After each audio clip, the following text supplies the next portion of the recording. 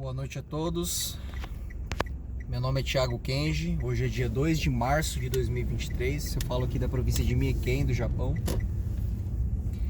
Gostaria de subir mais um vídeo falando a respeito de relações disfuncionais.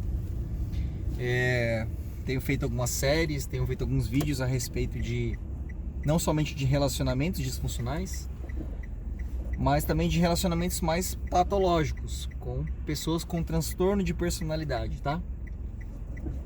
Mais propriamente ditos, pessoas do grupo B de transtornos de personalidade, tá? O que é o grupo B de transtornos psiquiátricos, né? O grupo B aí são pessoas que têm um comportamento emocionalmente atípico, tá?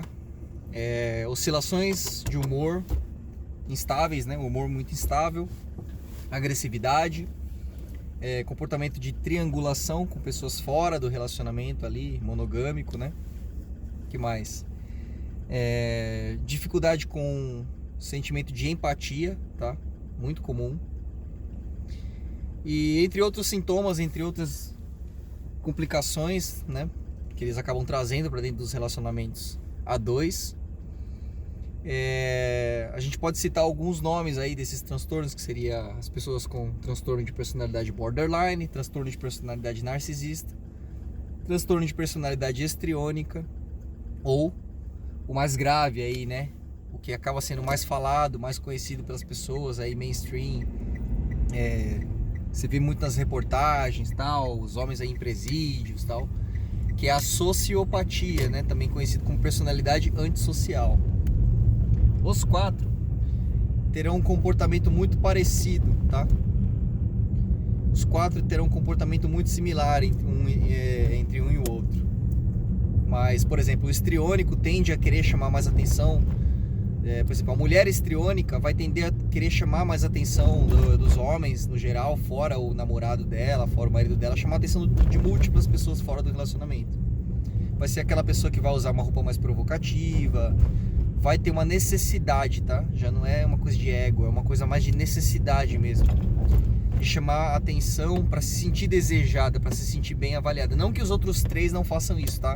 A personalidade antissocial faz isso, a personalidade borderline faz muito isso, o narcisista faz isso, mas o histriônico acaba fazendo mais. Personalidade borderline já é mais conhecido por ter um emocional, uma oscilação de humor, né? Uma hora a pessoa te ama, uma hora te odeia, uma hora ela tá feliz, uma hora ela tá sentindo cocô do cavalo do bandido. Essas oscilações de humor são mais presentes nas personalidades borderlines, né? Nem tanto nas demais três, mas também estão presentes nas outras, no narcisista, no histriônico e no sociopata, né? O sociopata já é mais conhecido por quebrar regras sociais, ele vai desafiar aí a polícia, desafiar aí as leis, o sistema social no geral. Os demais três também fazem isso, mas em menor quantidade, tá? O narcisista aí já é mais conhecido pela dificuldade com a empatia, ele não sente a dor do próximo, ele tem um senso de grandeza muito maior aí, né? Muitas vezes o borderline, ele se autodeprecia, tá? Ele se autodiminui. Já o narcisista, ele tende a estar sempre se engrandecendo, até quando ele é uma pessoa que sofreu na vida, né? Ele é o sofredor master, tá? Ela é a sofredora zona. Não existe ninguém que sofreu tanto quanto eu sofri, tá? Até hoje ninguém está do meu lado. Até hoje eu sou a pessoa que mais sofre no planeta Terra. Então assim, mesmo quando eles não se engrandecem, porque são os melhores, os maiores, os mais poderosos, como eles acreditam, eles são os melhores, os maiores e os mais poderosos na sofrência também, tá? Então esse é um engano que muita gente às vezes não percebe, o narcisista oculto aí, tá? O narcisista oculto é esse que costuma ser o grandão na sofrência aí, tá? Essas quatro personalidades que eu citei aqui. Antes que eu comece a falar do tema que eu tenho proposto nesse vídeo, tá? Eu gostaria de citar eu gostaria de colocar isso aqui que eu sempre coloco em todo o início dos meus vídeos, tá? Toda vez que eu faço os vídeos, se você já escutou esse lero-lero que eu tenho aqui no início, você pode pular aí para os seus 10 minutos de vídeo já, que é quando eu começo mais ou menos o tema principal do que eu venho falar aqui. Assim, se você nunca assistiu nenhum vídeo meu e é a primeira vez que você escuta eu falar a respeito de alguma coisa, eu gostaria que você escutasse isso que eu tenho a dizer antes, tá? Do tema principal. O que eu costumo dizer? Eu não falo nos meus vídeos sobre relativismos, tá? O que eu acho que é o relativismo? Eu vou dar um exemplo aqui, tá? Eu sou bem generalista nas minhas colocações, tá? Eu falo de um modo geral, tá? Homens mais velhos tendem a escolher, na medida do possível, mulheres mais jovens, tá? Eu coloco essa frase aqui. Significa que porventura eu não saiba que existem homens que têm 40 anos, escolhem mulheres de 40 anos para se relacionar, homens de 50 que escolhem mulheres de 50, né? Homens de 30 com mulheres de 30, significa que eu não saiba disso? Não, eu sei disso, tá? Quando eu crio uma colocação, quando eu falo uma frase como essa, eu simplesmente quero dizer que, a priori, por padrão, mais naturalmente falando, tá? Geralmente, ou seja, não sei se existe essa palavra, mas assim, generalisticamente falando, vamos dizer dessa forma, no geral, via de regra, ou seja, salvo as exceções, eu não falo de exceções nos meus vídeos, salvo as exceções, os homens tendem a procurar o quanto eles puderem fazer para encontrar isso, mulheres mais jovens possíveis para relacionamento, e evitar as mulheres da mesma idade ou mais velhas, tá? Muitos homens não têm essa capacidade de investir numa moça muito mais jovem, ele não tem VSM suficiente para isso, mas na medida do que o homem consegue, ele busca sempre uma mais jovem, mais bonita, tá? Nem sempre a mais jovem é mais bonita, mas no geral é o que acontece, no geral, generalmente falando, tá, gente? O que eu quero dizer? Eu fujo sempre das exceções o máximo que eu posso nas minhas colocações. Por que eu falo isso? Porque toda vez que alguém vem tentar debater uma tese minha comigo, dizer que eu tô errado, tentar me provar que as coisas não são bem assim, ela vai trazer lá um exemplo. Vou dar um exemplo do exemplo que eu dei aqui, o exemplo do exemplo. Ela vai dizer: ah, mas eu conheço, o meu pai casou com a minha mãe e ele tem 40, minha mãe tem 40, os dois casaram na mesma idade. Ah, mas eu sou um homem e eu gosto de mulheres mais velhas. Vai aparecer sempre o grupo dos exceções. O que eu quero dizer? Você não pode transformar exceções em regras, entendeu? Exceções são exceções. Então, quando eu trago nos meus vídeos uma tese, uma colocação, eu venho aqui falar das regras, do padrão, do geral, da maioria, entendeu? Da maioria das mulheres, da maioria dos homens, da maioria dos casais. Eu sei que existem exceções, mas eu não venho aqui nestes vídeos falar de exceções. Então, quando alguém vier trazer uma tese de que eu estou errado, não traga as exceções, ok? Segunda coisa que eu costumo dizer, e eu vou falar aqui nesse vídeo, é que se você tem dificuldade, porque os vídeos são muito longos e tal, de assistir, de ouvir tudo que eu tenho para falar, você pode clicar na ferramenta do YouTube aqui no cantinho da tela, os 3 pontinhos, e selecionar lá a velocidade de reprodução do vídeo, da voz, em 1.5 vezes, 1.75 vezes, até 2 vezes. Isso vai encurtar o tamanho do vídeo aí para próximo da metade ou pela metade até. E sem mais delongas, eu gostaria de trazer aqui o tema, a proposta desse vídeo, né? Eu disse no início que ia falar a respeito de transtornos de personalidade do grupo B, tá? O que é mais conhecido na gringa, pelo pessoal que tem mais conteúdo sobre o assunto, que eles chamam de Cluster B, tá? O pessoal do grupo B de transtornos psiquiátricos de personalidade. O que eu queria trazer?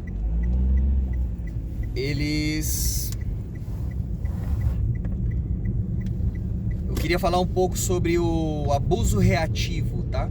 A palavra-chave, até para o título que eu vou dar nesse vídeo aqui, quando eu subir ele para o YouTube, é abuso reativo. Como é que funciona? Normalmente, vou dar um exemplo de um narcisista, que dentro de transtorno de personalidade do grupo B, como é que funciona o narcisista? O narcisista, ele é conhecido por ele sugar a vítima, tá? Alguns autores, por exemplo, o Dr. Kurt Mendonça, ele cita a palavra aí, o arquétipo do vampiro emocional. Como é que é o vampiro? Ele suga lá o sangue da vítima para se manter vivo, né? Ele suga o máximo que ele consegue do sangue da vítima, ou seja, da vida da vítima, para se manter vivo. como é que é nesse arquétipo aí a coisa de sugar o sangue da vítima? O narcisista, ele é vazio de si mesmo, ou seja, ele não sabe quem ele é no mundo, ele não conhece as suas virtudes, suas fraquezas, ele precisa de uma validação externa para ter um senso de existência, tá? É complexo de explicar, eu não vou me ater a esse detalhe nesse vídeo, mas funciona assim. Se você, que é a vítima, que é o cônjuge dessa pessoa, não disser a ela, ou disser a ele, o narcisista ou a narcisista mulher, que ela é bonita, que ela é linda, que ela é maravilhosa, ela não sabe disso, tá? Ela fica com a autoestima lá embaixo, ela fica se sentindo um lixo. Ela não consegue olhar pro espelho e se validar e dizer assim, eu sou alguém, tá? Eu posso não ser a Miss Universo, eu posso não ser o Mr. Olímpia, mas eu sou alguém, eu tenho minhas virtudes, minhas qualidades, meus defeitos. Eles não têm a capacidade de autovalidação. Eles precisam constantemente que o cônjuge, que o namorado, a namorada, a vítima, esteja validando eles. Seja validação de ego, elogiando, validando de fato, ou seja validação sexual, porque na hora que eles querem as coisas tem que ser do jeito deles, na hora deles, entendeu? Independente se você tá morrendo, se você tá cansado, se sua mãe morreu, se seu cachorro morreu, não interessa. Na hora que eles querem o que eles querem, você tem que dar, porque se você não der, o pau vai comer. É assim que eles funcionam. Então assim, validação financeira, validação social, tá? Eles querem, o projeto de comprar um carro para eles e você foi escolhido para ajudá-los, entendeu? Não interessa se você tem seus projetos de vida, suas necessidades, se você está tomando remédio, se você está desempregado, não interessa. O que interessa é que você supra a demanda dessa pessoa transtornada. É assim que eles funcionam. Então, por consequência, por conseguinte, como é que é a dinâmica deles para escolher um alvo, né? Eles, no geral, eles têm um feeling, um sentimento, uma forma de ver alguém que tem a tal da chamada empatia. Ou seja, ele vai prestar atenção na pessoa que faz aquilo que ele não tem capacidade de fazer, que é, você vê alguém machucado, alguém com dor, você genuinamente vai ficar preocupado, você vai perguntar, meu, tá tudo bem? Você caiu no chão, se bagaçou, se bate e tá. Você vai falar assim, nossa, tá tudo bem? Você quer ajuda? Quer que eu te levo para casa? Você quer que eu te leve no hospital? A pessoa narcisista, a pessoa transtornada, ela vai observar essas coisas. Ela vai ver o quanto você se doa, o quanto você tem empatia. Porque assim, se você é essa pessoa que tá disposta a se doar por alguém, né, a perder o horário do trabalho para levar a pessoa no hospital porque ela caiu no chão, porque ela foi atropelada, se machucou. Se você é essa pessoa que tem essa capacidade de se sentir, de se pôr no lugar das pessoas, de sentir a dor das pessoas, automaticamente você vai ter a capacidade de se doar pelo narcisista, pela pessoa transtornada. Então eles observam muito isso. Ou seja, o empático, a pessoa empática que se importa com a dor das pessoas, que consegue se conectar com outros seres humanos, que consegue sentir a dor do próximo, ela automaticamente vai encontrar uma conexão com o narcisista, que é alguém que precisa sugar a energia, o tempo, o dinheiro, a atenção sexual, a atenção não sexual de alguém. Unidunité, salamé minguê, o sorteado foi você. Então assim, nessa dinâmica eles sempre vão encontrar alguém que é muito legal, que é alguém que está disposto a fazer muito pelas pessoas, tá? Aí você vai, porventura, imagine aqui no meu suposto exemplo que eu tô dando aqui, 13 minutos de vídeo, então eu pretendo passar dos 20, tá? Nesse suposto exemplo que eu tô dando, você vai e se casa com essa pessoa, seja o homem que se casa com a mulher narcisista, ou a mulher narcisista, ou a mulher empática se casa com o homem narcisista, tá? Ao longo do tempo, eles vão formando vários abusos, ele vai começar a te trair, ou se ele não te trai, ele vai conversar com uma outra pessoa aqui fora do relacionamento no setor de trabalho, gerente e tal, vai conversar com alguém, vai adicionar gente esquisita na rede social, vai ficar de curtição de foto das outras, das mulheres, das bundas por aí, vai ficar de se mostrar muito com fotinho mais decotada, mais sensual, de biquinho pra ver quantos homens curtem a foto dela. Vai começar com essa zona de relacionamento que pra eles é muito normal, tá? Você que é uma pessoa normal, claro que você vai falar, meu, o que você tá fazendo? A gente não casou, a gente não tá junto. Você vai estranhar. Aí você aguenta 1 ano, você aguenta 2 anos, a pessoa rouba seu dinheiro, faz alguma cagada financeira, você que paga o pato. Ela não te deixa dormir, porque tá sempre querendo uma atenção numa hora muito inapropriada. Sua mãe morre, ele tá dane-se porque sua mãe morreu, seu cachorro morreu. Ele vai querer que você seja o palhaço de circo dele, ou ela seja o palhaço de circo do cara lá, fique sempre adulando, bajulando, dando atenção. Não interessa se você tá de luto, se sua perna tá caindo, se você tá indo pro hospital, se tá em coma, não interessa pra eles, não interessa você. Interessa que você dê pra eles o que eles querem. Aí você passa 1 ano, 2 anos, 3 anos nessa situação de abusos constantes, em múltiplas áreas, financeiras, social, sexual, o que for.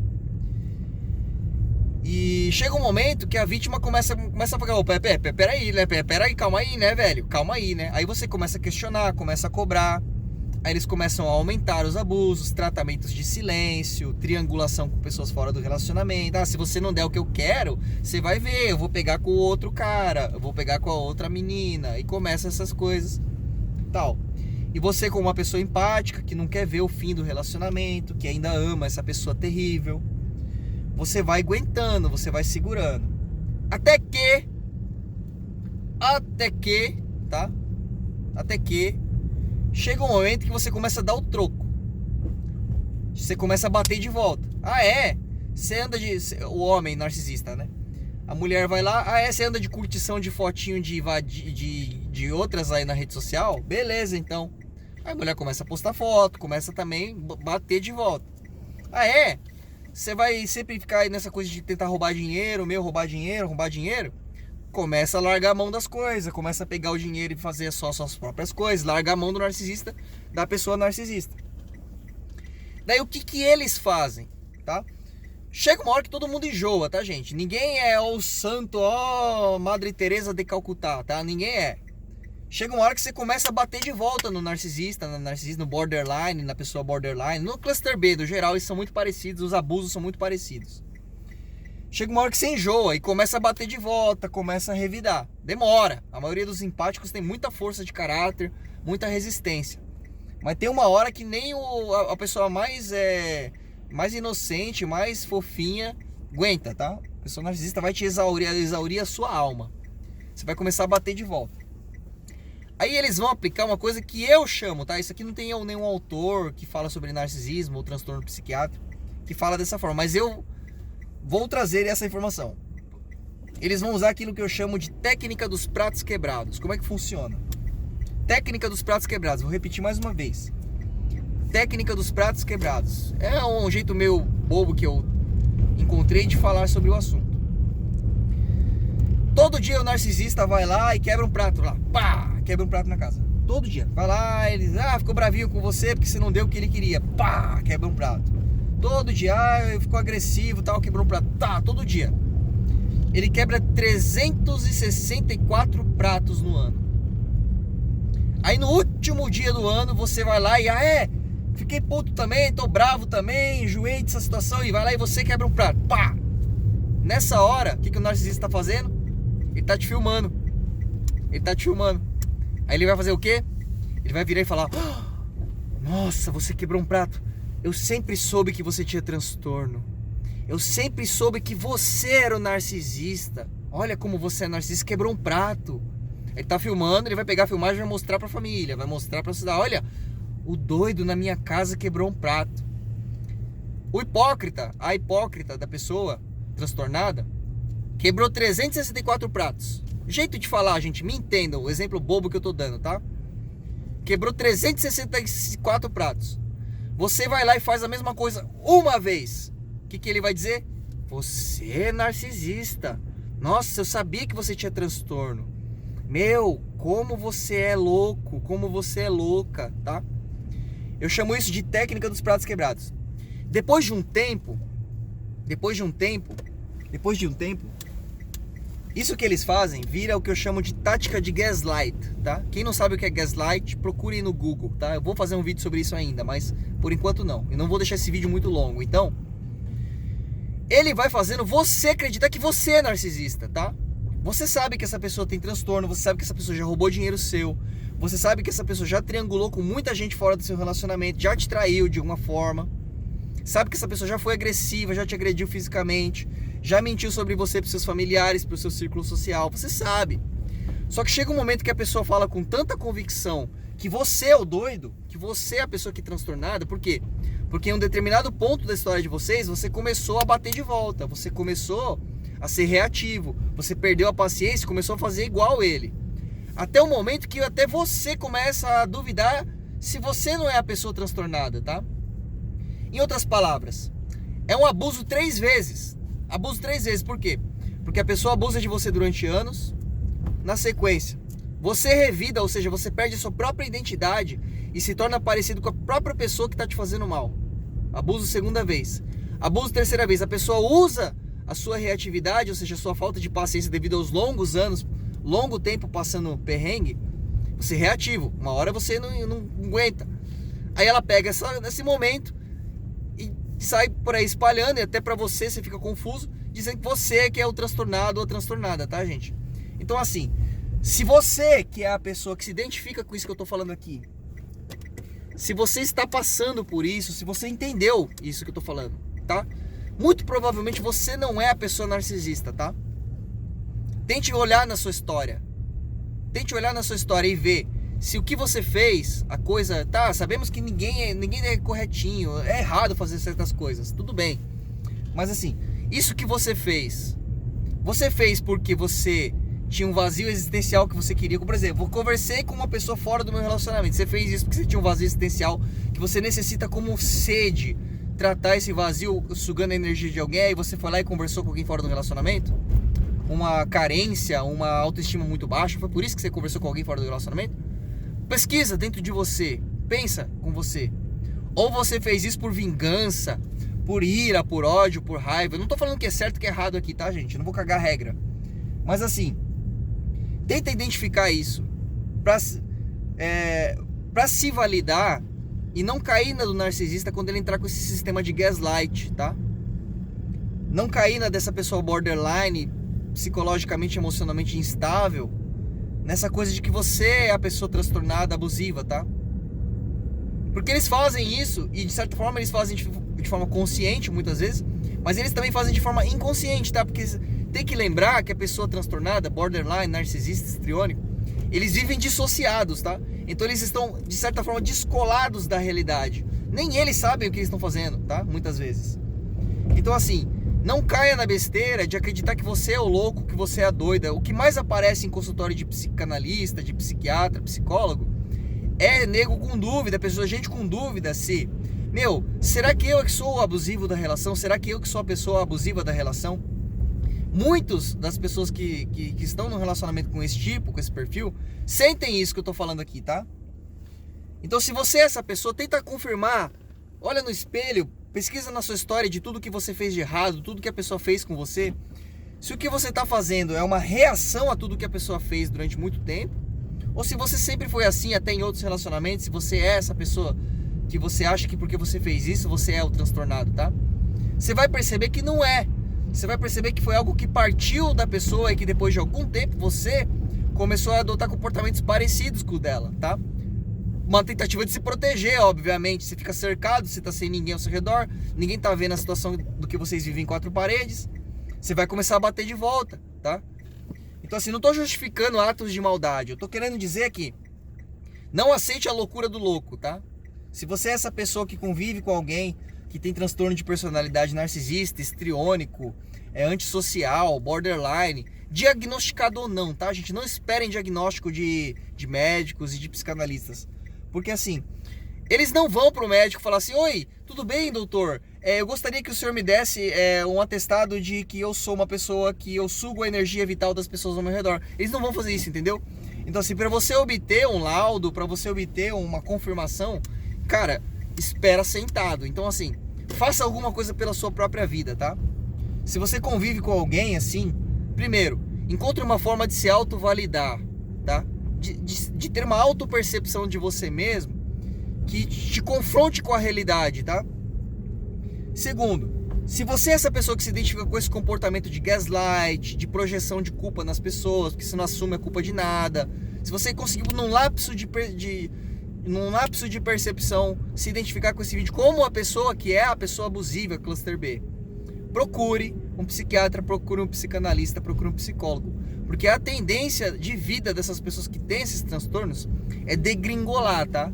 A pessoa tende a ter uma vida cada vez mais instável profissionalmente, socialmente, familiarmente, emocionalmente. E o futuro não é bom, o futuro não é promissor. É isso que eu gostaria de deixar aqui nesse vídeo. Eu agradeço a todos que chegaram até o final e boa noite.